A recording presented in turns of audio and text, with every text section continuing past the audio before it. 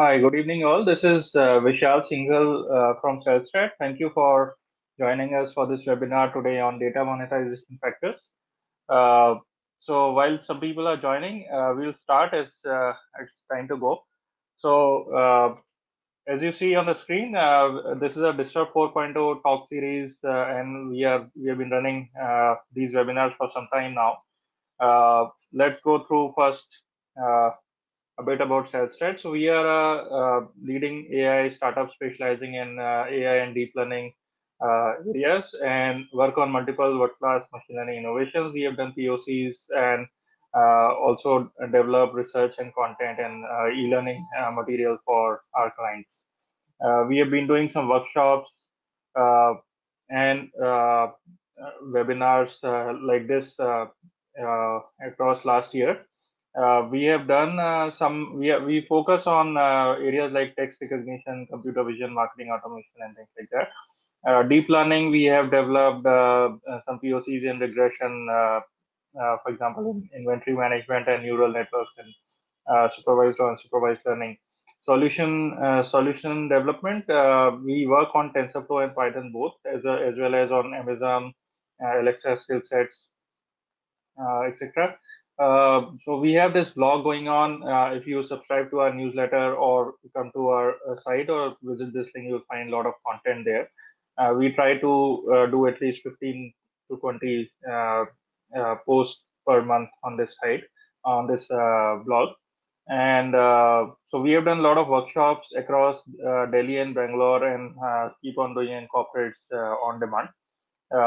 So this is one of the webinars of the Disrupt 4.0 talk series.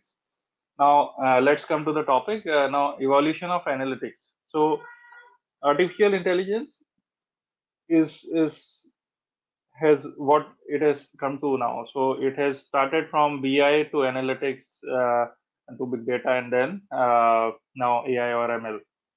So first one was Analytics 1.0, where very less data was available. People were doing analysis on Excel.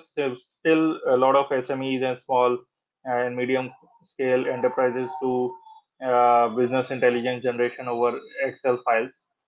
Next came Analytics 2.0, where big data technologies like Hadoop, MongoDB, and others came in, and they started doing analytics, generating analytics on large database. But now data has become very huge and almost real time. In real time, a lot of data is being generated on mobile banking and you name the domain on internet. Every minute is generating huge data insights from across the world in every nooks and corner of the world. So now AI and ML are required, and it said that for next 5 decades or so, AI and ML are going to stay. There will be many more technologies coming in, like blockchain, IoT, quantum computing, and everything else. But AI will be common to all.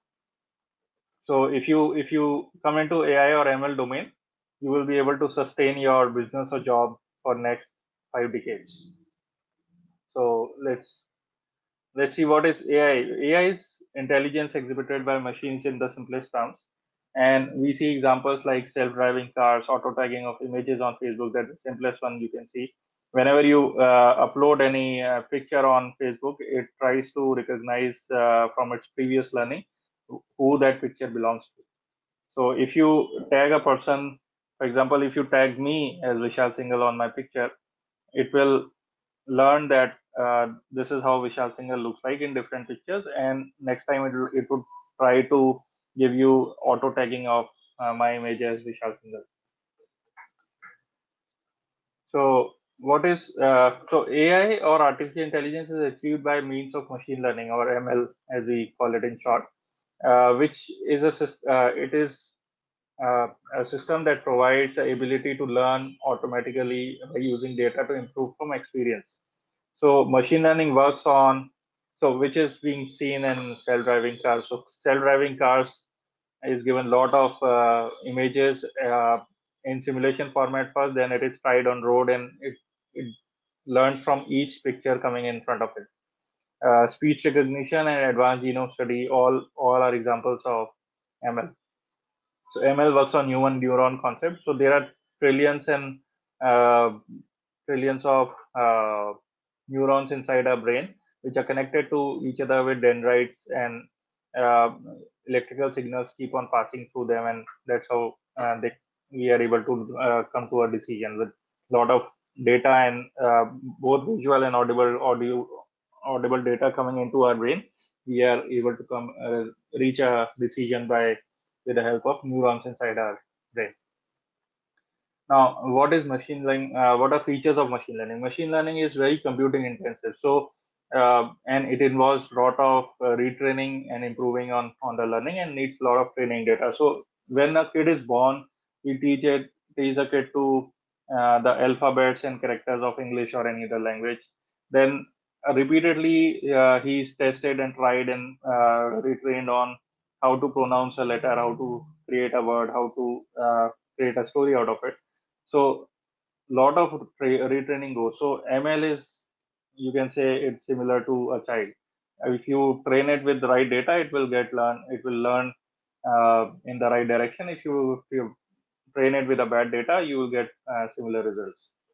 So let's see what are the monetization factors of data. So every company in the world is generating some sort of data, and quite increasingly huge data is being produced by lots and lots of companies. Now, if and when you think of applying AI or analytics over your organization's structures or systems, then you will feel what kind of data should I be generating to be able to monetize on it.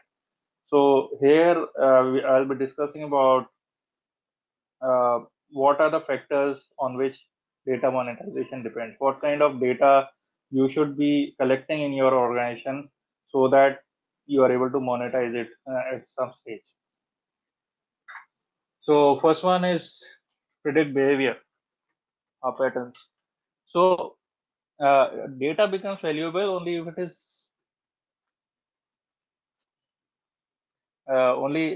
it is detailed enough to build a successful data monetization strategy. For example, customer data should be detailed enough to be able to predict customer behavior patterns and more. So I'll give you an example here. Example is uh, a small company, a small data scientist, I would say a fresh data scientist came to me saying that I've been hired in this company, which is a nutrition products company. And nutrition products company, I asked him, so what's the problem? So he says that I've been it's exciting for me, as well as I'm afraid that whether I'll be able to do something here or not. So problem was that they are a pretty new company, about an year old in this nutrition domain. They just have three products in their inventory of their own. They can have a marketplace for by sourcing other products, but they want to stick to their own three products. They don't have an online presence till now. Their website is being created, so they don't have any interaction data of customers there, and they don't have any customer data. So they know that their customer segment is the rich class, or I would say above average rich class. So now here the problems comes. So you don't have customer data, you don't have uh, interaction data of customers on your site, and you have very less number of SKUs. So even in recommendation engines, we recommend that you should have at least 1,000 products, at least 100 products and 1,000 customers, and then interaction data, how as to how they are coming onto site, where are they looking at your site, what kind of interaction they are doing with your site, and that kind of stuff. When that happens, then only you will be able to apply AI there and generate some insights for better serving your customers. Now, second one would be accessibility. Sorry.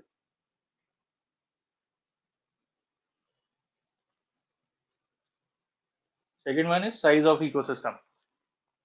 So businesses with high volume, large data have the ability to generate highest volume, highest value from the data.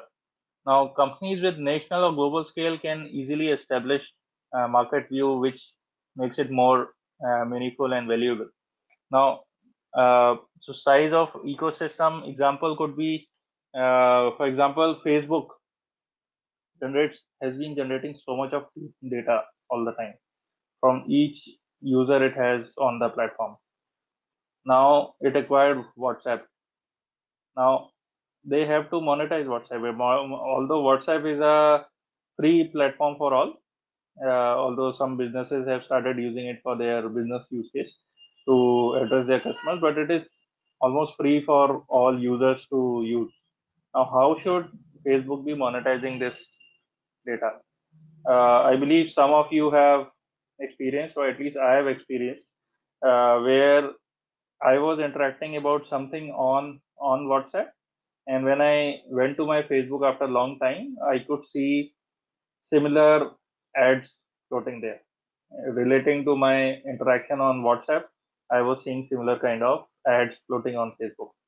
So that is they are using Facebook, WhatsApp's data and my liking, disliking over WhatsApp interaction for ad monetization on Facebook. So if you have large enough database sizes, then you can cross sell and upsell a lot of things there. Next is accessibility and actionability. So in this case, data becomes valuable only if it is rich, actionable, and accessible. So structured and readily scalable data makes processes of monetization simpler and efficient, providing higher potential for data monetization. So example here could be uh, I was talking to a large telecoms CIO in a small island country in Asia, and that CIO was saying that we have about 500 million customers, not a large population, but 500 million customers, and uh, I'm sorry, 500,000 customers, not even 500 million, 500,000 customers. And we have to be checking, it's a telecom company, so they keep on rolling out value added services off and on. So they have to, right now, what they are doing is they launch a WAS service and then wait for 1 week to be able to generate any insights on it as to how the WAS service is performing, if people are subscribing or not subscribing, and things like that. So here we suggested, why don't you put up bots? He says, but we want to have bots for all 500,000 customers. We should be able to check within an hour or two and see the usage of customer on our web service, so that every bot is able to direct a customer for the higher usage of any service. Now that is only possible with high speed structured data coming out of those systems, which telecom and banking transactions can do. So that's accessibility and actionable example. Next is customer identification, granularity. So more the granular the data would be from the customer, higher the chances that you will be able to monetize it. For example, uh, now there is a as in previous example I gave of the nutrition company. One, they didn't have the customer data, and then they didn't have interaction data because they were not online. So even if they had customer data, how much granular they can go on it. So another example could be here. I was talking to a agency in Gurgaon in North India.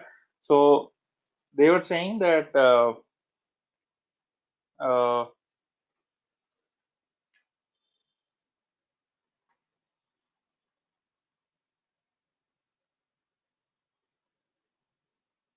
mm, sorry, I forgot that example. Anyways, so another example is pet foods company. So I know one gentleman who owns a pet foods site. So they have 2,000 odd customers. They have about 500 odd pet food varieties, but they don't have the in-depth knowledge of those customers, 2000 odd customers that they said. So 2000 customers, are they rich class, are they middle income group, or are they low income group? What kind of dogs are they having? If it's a pet food they would be buying, what kind of dogs are they having, and what kind of food those dogs may be having. So every particular data point and how granular information you have there will have an impact on your monetization of your data. So other example I was saying was, uh, so there is a Airtel is a popular telecom company in India. So they in initial years, when AI was not there, big data had come in, and they were having an issue where uh, they said we want to. They were selling these services to advertisers, and advertiser approached the agency saying that we want to target cricket lovers only for this campaign. Now that agency did not have, or neither Airtel had any inkling on what their customer might be liking. Why? Because one person in the company, so head of family, generally male in India, so uh, that person is having 5 SIMs on his name. For example, myself as well, I have 3 SIMs on my name: one for my wife, one for myself, for my official phone, and one for my personal phone. So now, how will Airtel track whether I like cricket, or whether my wife, or whether the number that belongs to my wife, uh, she likes cricket? I may be liking cricket, she may not be liking cricket. So if they target that number, it becomes a mismatch. That campaign result on that number will go for a toss. So how much granularity you have on any customer will have impact on your data monetization there. Next is uniqueness. So uniqueness is everybody's pain point. So I have data on LinkedIn, Twitter, Facebook. I have my data on my resume if I am applying for a job. I have my data on some other sites. So, and for example, for a company's data, so it may be on all various social channels. Their data will be on their site as well. What kind of company they are, what have they been doing, what kind of news they have been releasing, and things like that. But which one is most correct? Is it the social media data, or is it their site data, or is it the Wikipedia data? So now no company would be putting everything and anything on Wikipedia. So I consider if a company needs to be assessed, one perspective could be to check Wikipedia presence of that company. Now, if they are on Wikipedia, they will be showing all correct information, all correct links, all correct financials on the Wikipedia. So I would say uniqueness will come there. If that data is not unique, if company's data is not unique, then you have a problem. So uniqueness makes a big impact on data monetization.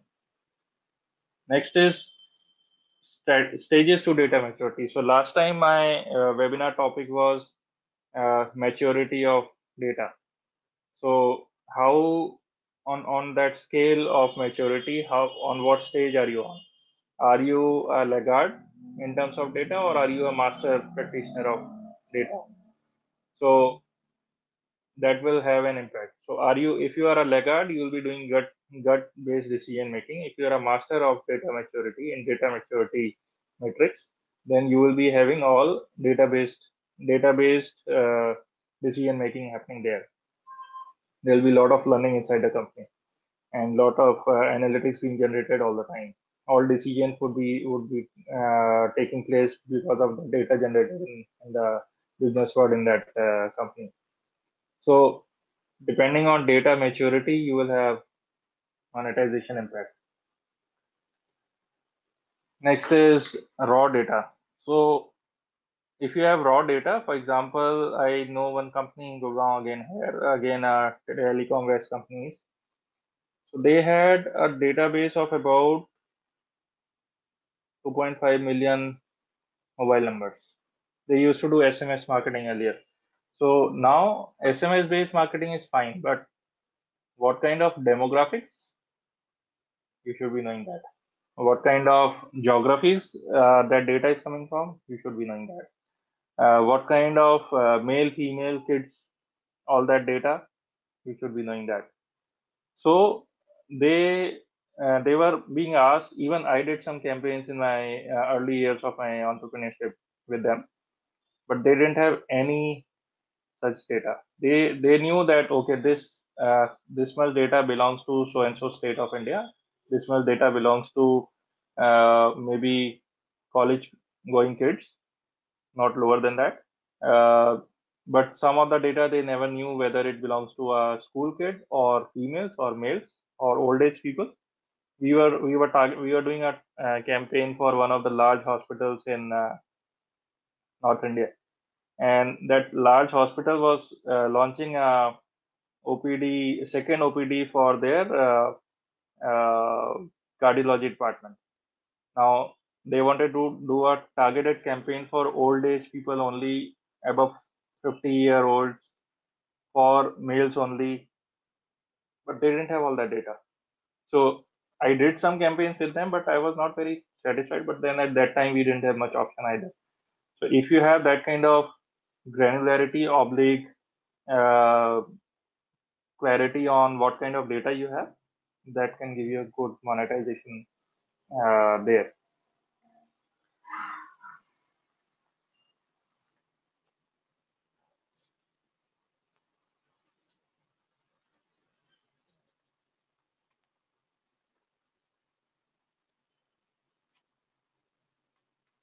Okay. Now, next is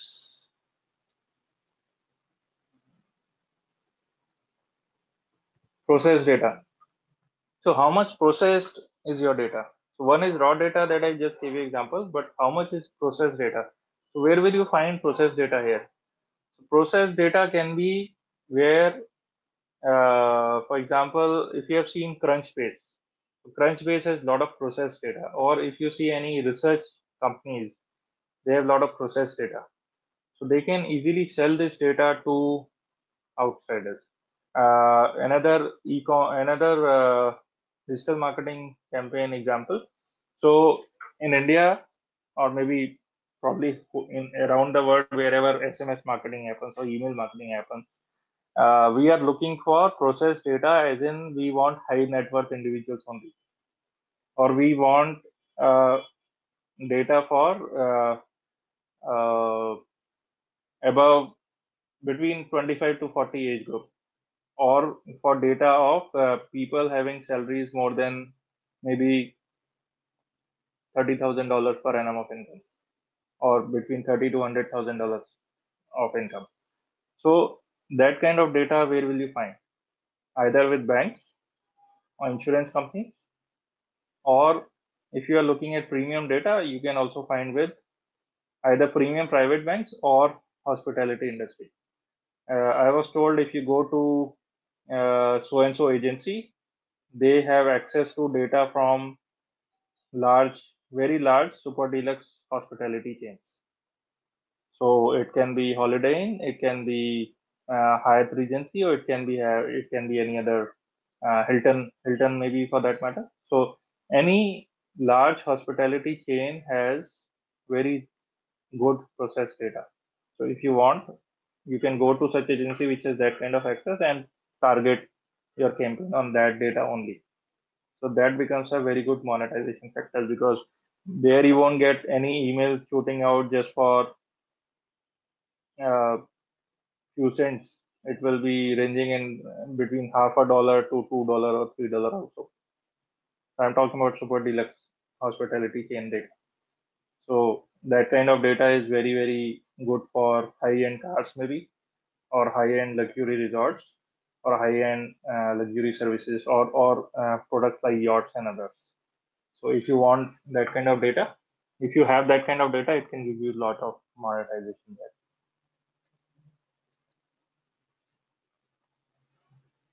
Next is BI or predictive insights.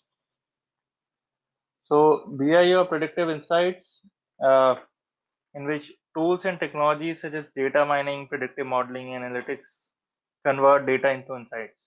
Now, insights are made available to stakeholders, both internal and external, to drive business decisions.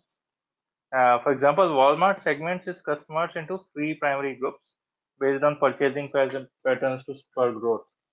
So they have very uh, low buyers. They have medium buyers, which are regular weekly buyers. There are also regular premium buyers who are easily spending, if in India terms, maybe 10,000 rupees a week or maybe more. So that is a BI of predictive insights that can be selling. So that kind of data, if you have insights generated on the process data and that's sold to the market, that can give you a very good monetization factor. Next is production, products and implementation, products and solutions implementation. So this can include data driven interactions with end users and APIs and ability for companies to access platform and data to build comprehensive products and solutions are also part of this. So now companies use intelligence to improve products and solutions of offering portfolio. For example, Amazon, for that matter, Amazon is collecting a lot of data from all your interactions on their site. So now they have launched Amazon Go because they understand that Amazon Go is a humanless store. So you just walk in and walk out, collect the goods, pay with your mobile, and no human is involved. Everything gets stocked as well as analyzed and inventoried uh, automatically by robots or by machines there. And no humans are involved there. Amazon anticipatory shipping is coming, although it is far from Indian perspective, maybe 1 year down the line. So Amazon is collecting data about you as to how much you are buying, what you are buying, how frequently are you buying. So maybe, for example, you are buying groceries from Amazon stores, online or offline. So it is regularly studying your behavior online, offline, as well as your frequency of purchases.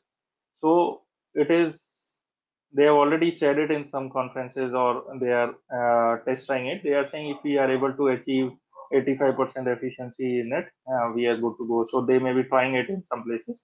So they are saying that we will be, as of now, it is people shop first and ship later.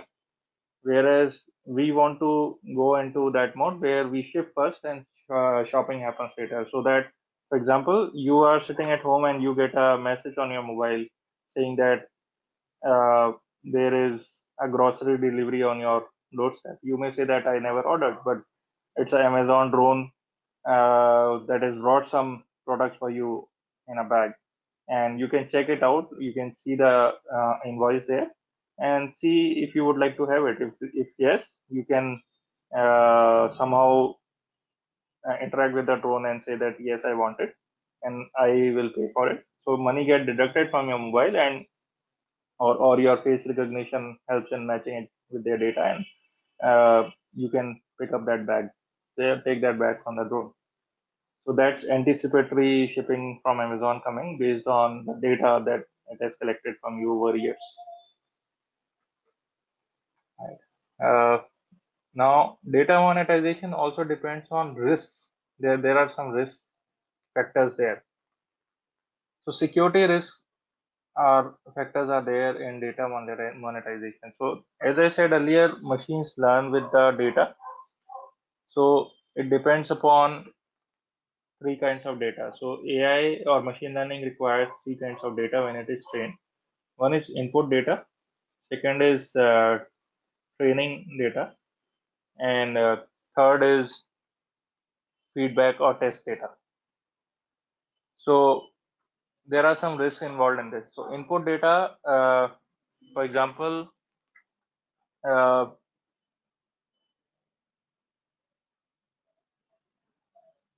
so Washington University researchers had done some uh, research on Google AI. So Google AI, they were trying to tag some. Google AI was trying to tag some data on online, whereas they tested it on the same thing. This Washington University researchers put in some car images in the images of animals or zoo for that matter.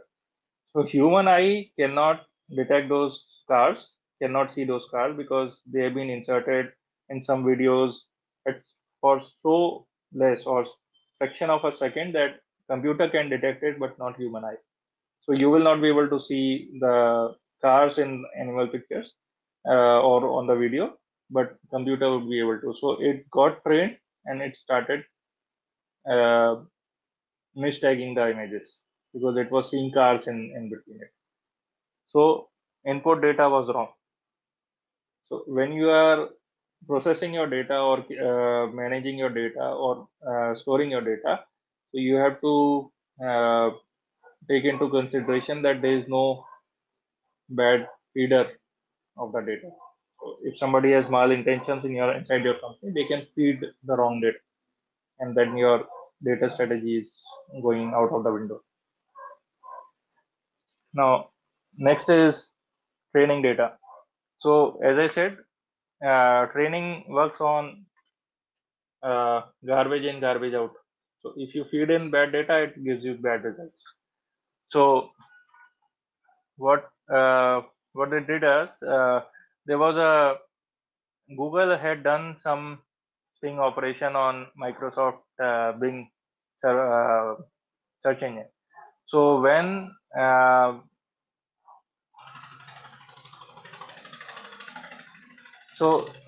training data in training data, reverse engineering can happen. So when someone interrogates your AI or solutions or machines, they may be able to reverse engineer your algorithms and use your output as their input. For example, in initial years, Microsoft Bing was using Internet Explorer's toolbar to copy Google's search engine. So what was happening was, since Google is way ahead of Microsoft in AI, Google has brought in a lot of AI solutions already, and Microsoft is still working. They have been able to bring in some solutions in AI, but still it is far behind Google. So Google AI-based search engine was was used by some of the Google team to generate some fake results just to see how Bing will react to it. What they did was they uh, created some fake words, and Google engineers were instructed to use uh, Internet Explorer search bar from their home systems to search those queries, to put those queries in search bar so that results can be shown. And those results were the fake keywords generated by Google again. Now, when they did it for some time and they left it, and then they observed uh, Microsoft Bing. So they could see when they were putting anything in Microsoft Bing's Internet Explorer toolbar, they were getting results on the Bing, and same results what Google had generated earlier. So this means that Microsoft Bing was learning from the output of what was being searched on Google site through Internet Explorer. So that is the testing data, training data risk that came into play. So that's another one. So and last is feedback or test data. Every time you train a machine, you take say 100 data size. So 40 are kept for input data, 40 are kept for training data, and 20 are kept for test or feedback data. So now feedback data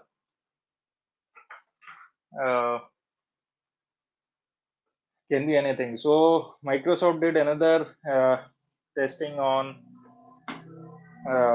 They created a chatbot, Twitter chatbot called Tay, Tay, Tay, and let it loose on Twitter to learn by itself. They thought that it will interact with users in real time and learn from it, learn to understand how to react and what kind of possible format of interaction. So what happened was soon people started playing with it. So they started asking it funny questions and started giving it funny responses also.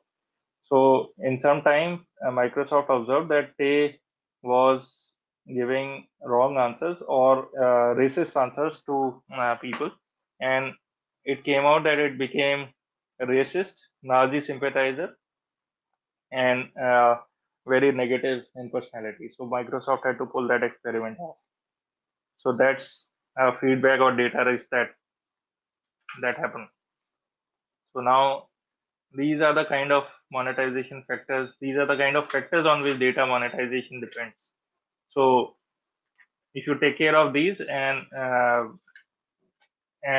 try to monetize your data with huge numbers there, you'll be better off.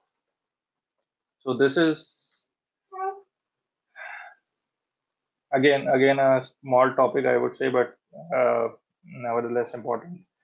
So I would like to know if you have any questions here, because I have now on this also in data monetization factors, as we have been talking about, most of the analytics initiative success depends. If either of them is a problem and you are running your analytics on those, your analytics campaigns fail or pass will depend on these factors. So these are the examples I've quoted till now.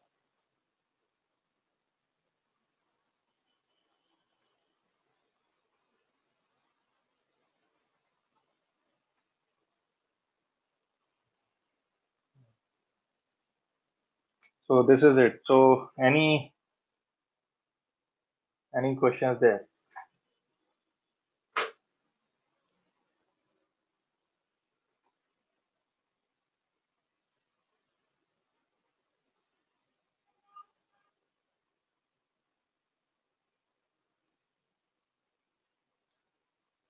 So you see some number and emails here. If you have any queries, you can send to me here.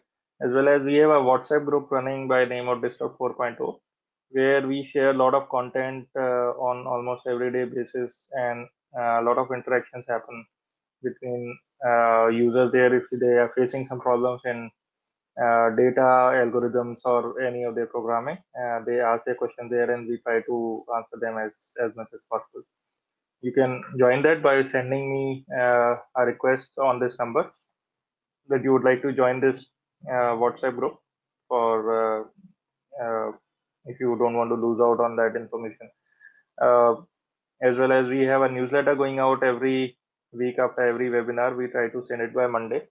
So this this webinar was being recorded and will be sent across in that newsletter.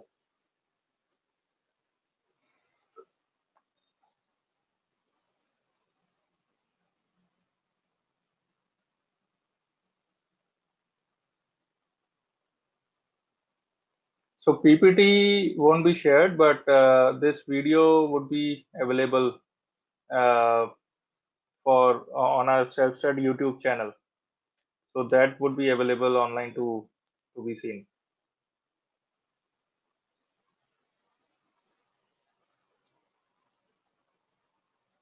So you have to send me the request on this number that I have given on the screen with the message like your name, number, your name, your designation and company, and your role there. Because since we are talking about data here, that's a good data for us as well. So we would like to know our users. So send me this information and I would be happy to add you to that group.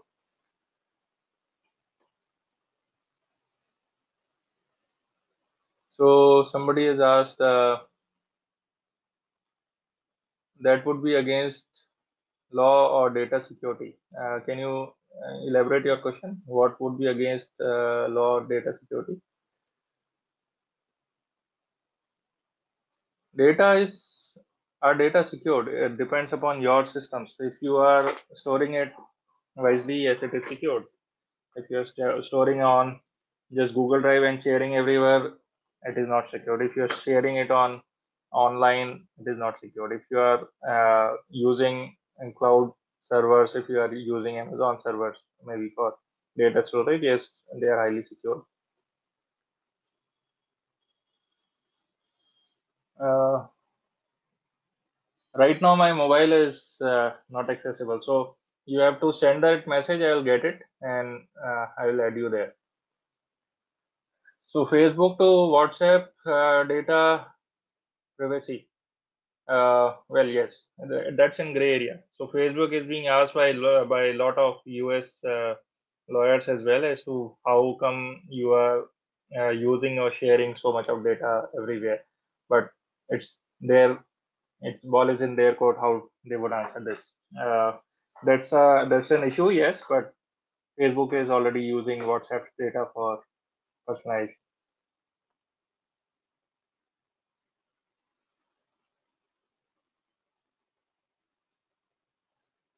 Well, yes, I got engrossed in the uh, first slide itself. I was giving you the gist of it and giving you examples. So yes, it was not shared, but all the examples that I have given were from the slide itself. So I'm sorry, I did not go ahead on from that slide, but everything that I said have been uh, in those slides. But we won't be sharing the PPT. This video would be loaded on the uh, self-study YouTube channel.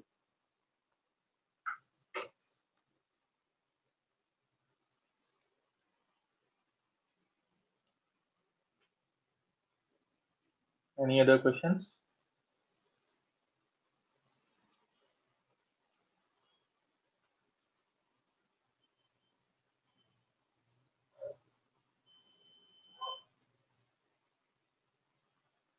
Uh, Rudy is asking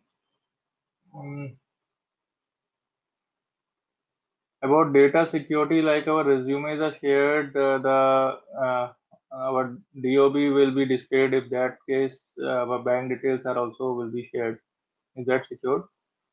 All depends on what kind of database are you sharing that information on. So I have a lot of data on LinkedIn, but I feel LinkedIn is quite secure. It's password protected. Obviously, just password protected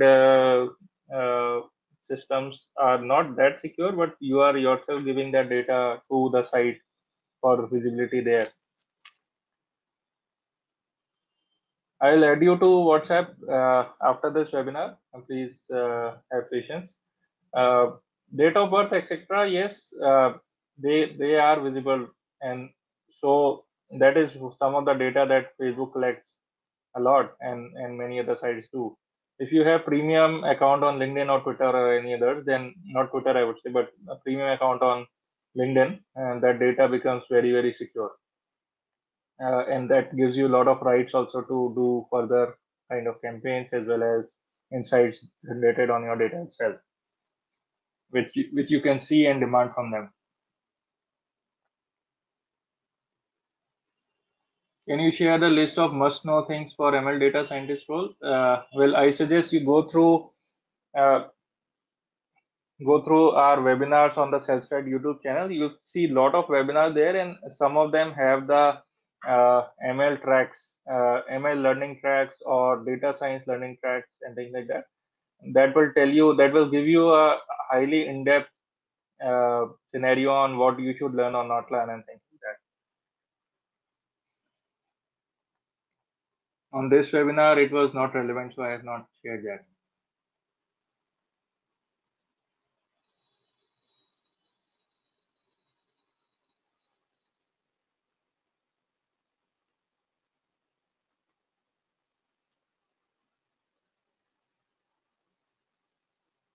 Great. Some people are saying they have started going through the self-study YouTube channel.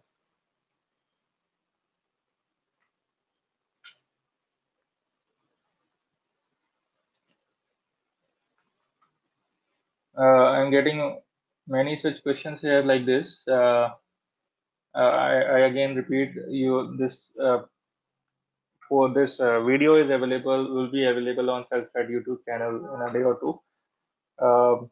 Meanwhile, can you please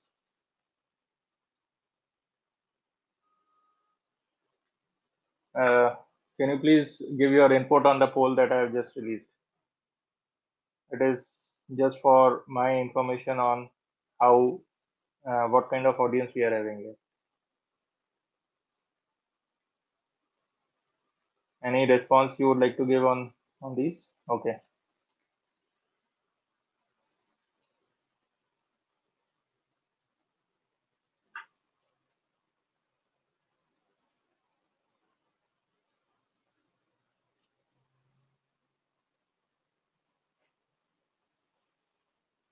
still 30% to go who have to respond. Can you please respond?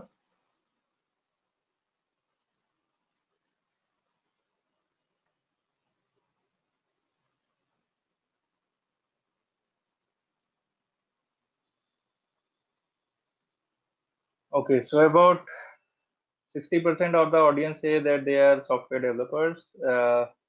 About 20% say they are non-developers. Uh, about 30% of you know about AI. 30% of you are new to AI, and all of you want to work in AI and ML domain. So if you want to work in AI and ML domain, yes. Thank you. So if all of you want to work in AI/ML domain, yes, data monetization models of AI that can you use for business or job or where do you lie, where your current organization lies in terms of data maturity. All these are relevant topics for you if you are a non-developer. If you are a developer, yes, you have lots to learn. And we keep on doing these topics. And even next topic we have is how to deploy uh,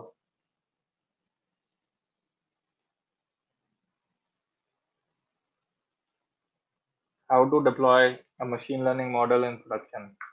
So that will be taken by my colleague Himanshu Sharma. He's a data scientist, and you will be able to learn a lot. Whoever wants to be an AI and ML.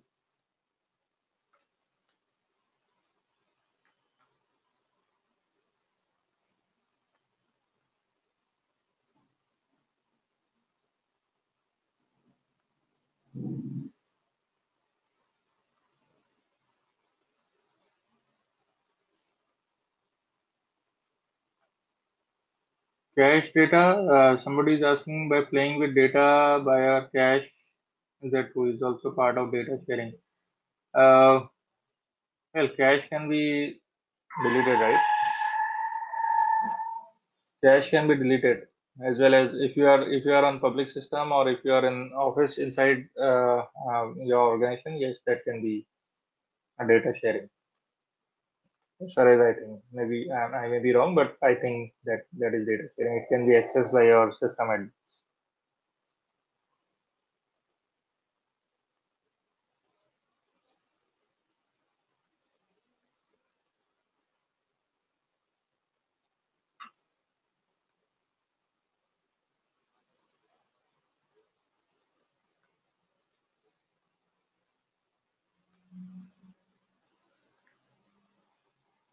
So the next webinar is already up for signing up. You can sign up for next Thursday same time. And since you have registered on GoToWebinar, will you all will be getting this video recording link on in the newsletter next week by Monday or Tuesday max. And hope to see you in next webinar now. Thank you. Have a good night.